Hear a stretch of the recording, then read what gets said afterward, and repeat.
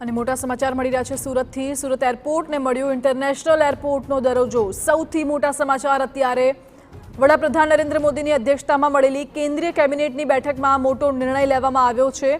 International એરપોર્ટનો દરજ્જો મળતા સુરતના વિકાસને હવે વેગ મળશે। સુરતના એરપોર્ટને પણ વેગ મળશે। સુરતમાં આર્થિક ગતિવિધિઓને પણ વધુ વેગ મળશે।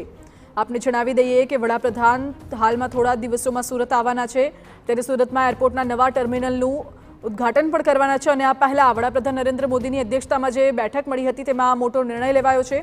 सूरत एरपोर्टने हवे इंटरनेशनल एरपोर्टनो दरज्जो मळी गयो छे, जेथी सूरतना आर्थिक विकासने पण वेग मळशे।